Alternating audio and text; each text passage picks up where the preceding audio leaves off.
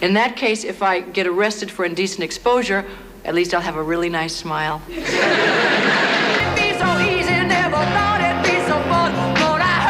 She was never just a singer, never just an actress, never just a star. Cher became a cultural phenomenon, a woman who reinvented herself with every passing decade, defying the critics and refusing to be told when her time was over. But behind the sequins, the wigs and the spotlight was a girl who once felt invisible, a woman who endured heartbreak, ridicule, and loss, only to rise again, brighter than ever. This is the story of Cher. Sherilyn Sarkisian was born on May 20th, 1946 in El Centro, California. Her mother, Georgia Holt, was a dreamer, a singer and actress who never quite found her big break. Her father, John Sarkisian, was a truck driver of Armenian descent. Their marriage was troubled, and their separation left Georgia raising Cher in near poverty. Childhood was difficult. The family moved constantly, scraping by, often relying on relatives. Cher also struggled with dyslexia, a condition misunderstood at the time. Reading was hard, school was harder, and classmates teased her for being different. But Cher's imagination was boundless. She idolized movie goddesses like Audrey Hepburn and dreamed of being on stage. She would wrap towels around her shoulders as gowns, pretending she was a Hollywood star. Even as a young girl, she wanted to be seen, to be larger than life. At 16, restless and ambitious, she dropped out of school and moved to Los Angeles. She had no diploma, no money, no connections, but she had determination. It was the first step in a journey that would change everything. In Los Angeles, Cher supported herself by dancing and waitressing. Then in 1962, she met Sonny Bono, a singer-songwriter working for the legendary producer Phil Spector.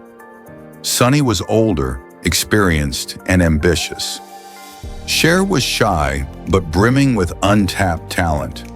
The two quickly became inseparable, partners in life and in music. By 1965, they recorded a song that would define an era. I Got You Babe was an instant success, topping charts around the world. Their chemistry was undeniable. Sonny and Cher weren't just performers. They were the faces of young love, of counterculture, of a new generation that wanted to break free of old rules. The world had found its new duo, and Cher had found her breakthrough. The 1970s cemented Cher's rise. The Sonny and Cher Comedy Hour drew millions of viewers each week. Audiences adored their witty banter. Sonny, the straight man, Cher, the quick-witted firecracker. She became as famous for her razor-sharp one-liners as for her voice, and her outfits, designed by Bob Mackie, redefined television glamour. Sequins, feathers, daring cuts, costumes that turned Cher into a visual icon. But behind the smiles, the marriage was crumbling. By 1975, Sonny and Cher divorced, ending both their partnership and their television empire. Many assumed her career would fade without him. Instead, she reinvented herself. As a solo artist, Cher soared. Hits like Gypsies, Tramps and Thieves, Half-Breed, and Dark Lady climbed the charts. Her contralto voice was unlike any other in pop music. Raw, powerful, unmistakable. Her songs often told the stories of outsiders, forbidden romances, and people who lived on the margins. In them, audiences recognized her own struggles, her own defiance. Then, in the 1980s, Cher turned to acting.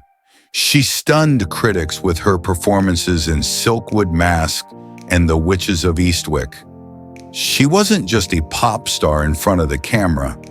She was a serious actress with undeniable depth. In 1988, she won the Academy Award for Best Actress for her performance in Moonstruck.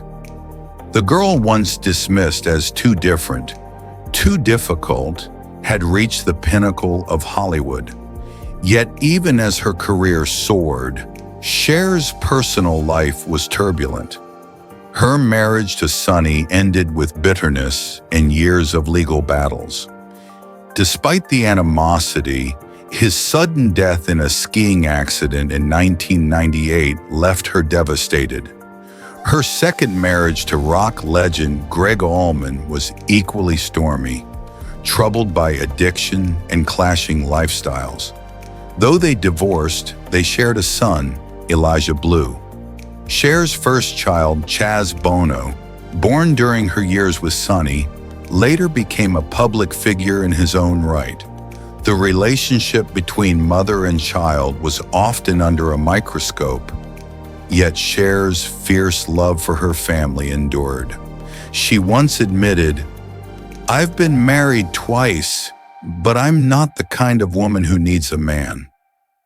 Independence had always been her anchor. For decades, the world tried to put limits on her. She was too flamboyant, too outrageous, too unconventional, and later she was called too old. She battled health struggles, including chronic fatigue syndrome, which left her drained and bedridden for long periods. She endured heartbreak, betrayal, and the loneliness of fame. But every time she was counted out, Cher proved the doubters wrong. In 1998, at 52 years old, she did it again. With one song, she redefined not only her own career, but the sound of modern music. Believe became a worldwide phenomenon, topping the charts in 23 countries.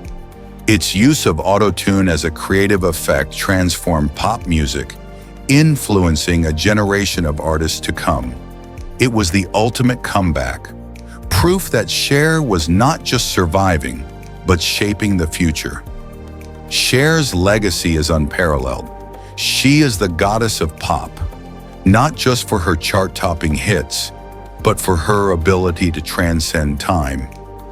Every decade, she has found a way to remain relevant, to reinvent herself without losing her essence. She has inspired generations of performers. Madonna, Lady Gaga, Beyoncé, and countless others have cited her as a trailblazer. She showed women that they could control their image, their music, and their destiny. She is also an icon for the LGBTQ+ community, beloved for her bold individuality and outspoken support. Her advocacy, her philanthropy, and her willingness to stand with those on the margins have made her more than an entertainer. She is a symbol of acceptance and freedom. Cher has donated millions to causes close to her heart: children's hospitals, AIDS research, veterans organizations. Her fame has never been just about her. It has always been a platform to uplift others. Now in her late 70s, Cher remains as magnetic as ever. She still performs, still records, still commands the stage with the same fire that first captivated audiences more than half a century ago. Yes, she has faced health challenges. Yes, she has endured loss and change. But her presence is timeless. To her fans, Cher is proof that age cannot define you, that brilliance does not fade, that reinvention is always possible. From a shy girl in El Centro, California, to a global icon who conquered music, film, and television, Cher's journey is one of resilience, reinvention, and relentless courage. She will always be remembered as the goddess of pop.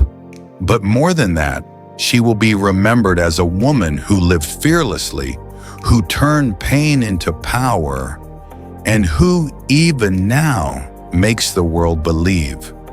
This is Cher, not just an icon, a legend,